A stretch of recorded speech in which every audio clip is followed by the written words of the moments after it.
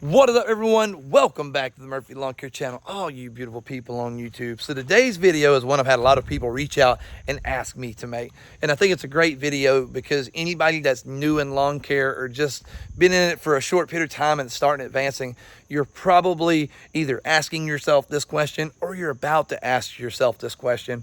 And I didn't ask myself this question because I had my head tucked in my butt and thought I knew everything, and I found out the hard way. And that question is, what is better, a stand-on mower or a sit-down mower? Now, that question in general is not the greatest question because it kind of depends on what your needs are. There's not necessarily one mower that's super better than the other. My Gravely ZTHD has things that it is great at. My Bradley B52, excuse me, has things that it is great at. Now, both of these are 52-inch cut mowers. This one right here has ZT 3100 hydros. This one has ZT 3400 hydros. This one has a 24 horsepower. This one has a 27 horsepower. Just want to get those differences out of the way. Now, I started with sit-down mowers. My first zero turn was a Ferris IS 1500Z. It started giving some issues, so I bought this brand new at the dealer. This became a part of my fleet. This was my main mower for the longest time. Started noticing as we started getting some new customers and some commercial clients that had some decent grades on their property, some nice little hills and stuff. There was places that the ZTHD just wasn't going to handle the way that I needed to. Let's be honest, you want to keep them stripes nice and pretty, and if you can't stay in a consistent line because your mower won't hold a hill or something, that's just not going to get it. Especially when you get some of these HOAs where you got somebody that thinks they know about more about their lawn or more about lawn care than you do. They're going to nitpick everything, so you want to keep your stripes as good as you possibly can.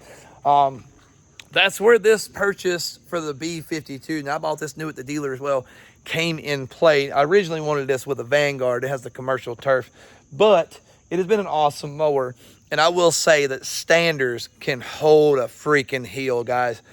This thing has been awesome. It doesn't mean they can hold every hill. Now, there's some hills you just ain't got no business putting a mower on. Need to weed eat them. I know we try to avoid that, but sometimes it just has to be done. But there's also some things about these mowers that make a huge difference. Now, my pop is 66 years old. This is his main mower, and he will tell you it beats him to death. There's properties where I have no problem with my stander that he gets beat up with the rider. Everything that you hit on this, as you see, it has no suspension. Everything you hit on this, guys, is going straight to that seat, straight into your lower back.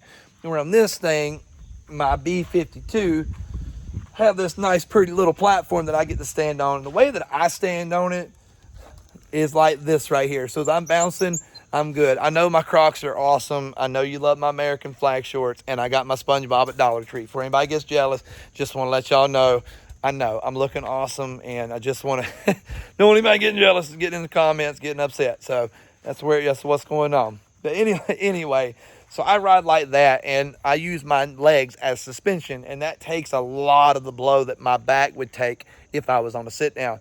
The B52 honestly is super comfortable, and when I say I had my head tucked in my butt for the longest time, I wanted nothing to do with a stander. I thought, good Lord, it's already 90 degrees out here. Why in the world would I want to stand up on all day on top of dealing with heat and all kinds of other stuff?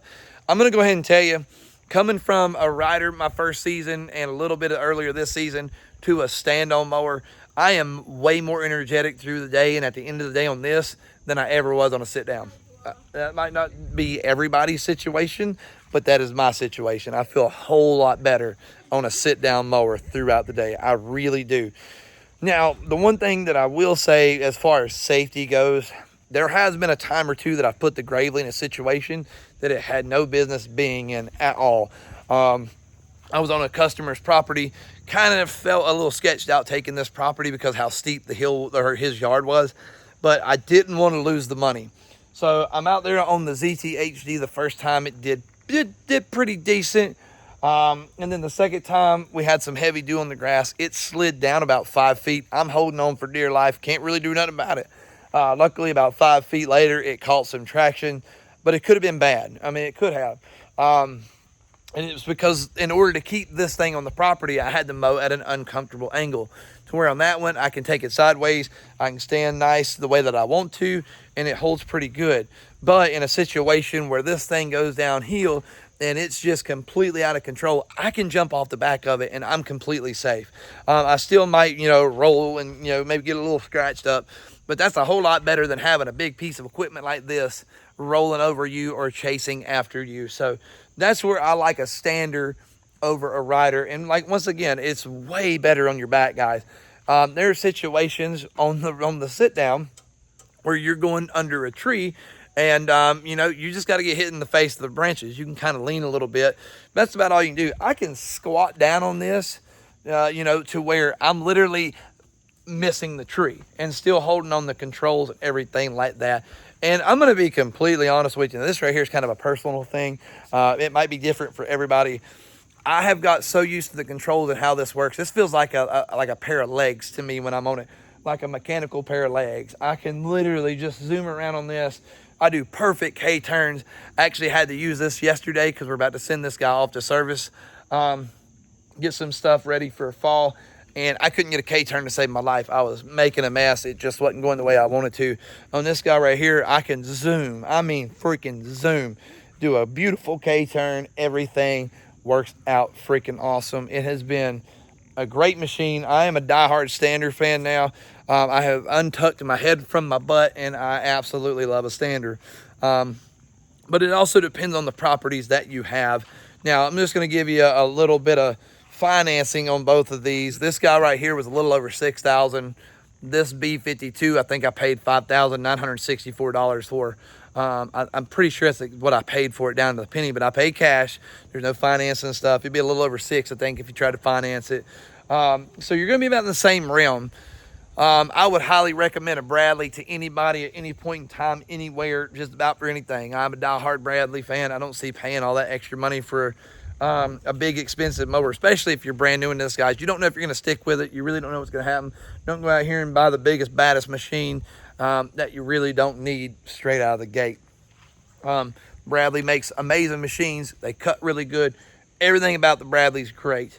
And it's comfortable. It really is. It's really comfortable. But those are some differences between those two mowers. Whatever your kind of properties you're going to be doing would kind of also help determine what mower you would need. But with way Bradley's got their standard units price, I would highly recommend going and demoing one, test driving one at the dealer. They let me do quite a bit of driving on this thing at the dealer. My local dealer is in Stallings, North Carolina. It is Interstate Supplies. They were awesome when it came time for me to look at getting this mower. They worked with me. They were fantastic, so I can't say enough good about them. I got this from Johnny D. Sherbert, or my Gravely from Johnny D. Sherbert out in Conover. I think that's Conover. It might be Newton. And they were also great as well. They sell the Gravely Pro Stance, which is a stander, but like their bottom tier is like $9,000. And I just didn't see spending that extra money with the way that I went and looked at one of these, and they were just such a tank. I was like, man, for what their asking price is versus what I'm seeing, I think it's an amazing deal, and it has proved to be that. This is actually my second stander from Bradley. I had a 36, but we just got where we didn't need the 36. We bought it to get in the gates, and honestly, 99% of my gates, this guy fits in anyway. But that kind of answers some questions, the differences between a stander versus a sit-down. Once again, it all comes down to the preferences of what you need for your business, what you're wanting to do. But with the pricing that Bradley has on their standards, they do make it where you can get out there with a standard mower pretty easy and without really busting out your bank. But I would highly recommend those. I'd recommend a ZTHD. Just depends on what you need. This thing got me through my first season just fine, but it honestly didn't take too long to where I got to where I needed a stander because of the property that's going to be on, and there's a good chance that could happen to you. So with what Bradley has on their standards, I'd highly recommend looking at one and honestly starting out with a stander.